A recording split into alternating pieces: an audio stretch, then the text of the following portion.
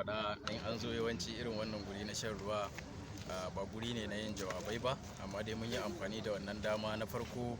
mun roƙi cewar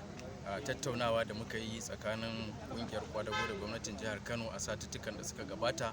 muna fata mai girma gwamna zai aiwatar da waɗannan abubuwa da muka cimma matsaya. Na biyu kuma mun gaya mai girma gwamna wasu kudure-kudure da uwar ƙungiyar kwadago ta ƙasa ta bullo da shi domin ci gaban ma'aikatan jihar Kano, wanda na farko akwai harka ta karɓar bashi na noma, wanda yake ma'aikacin jihar Kano zai iya rantar kuɗi daga naira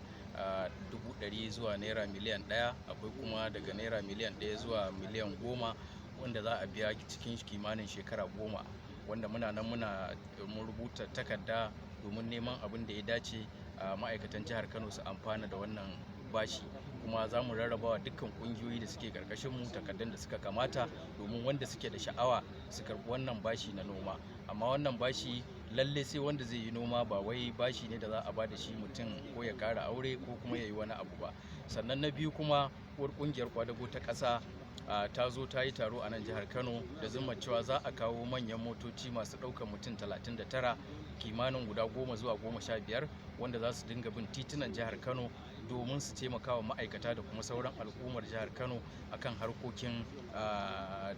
zirga-zirga, wanda yake abinda za su dinga caja bai taka kara ya karya ba. Shi ma mun roƙi cewa mai girma gwamna ya ba mu guri wanda za a yi tasha ta waɗannan motoci, kuma za a samu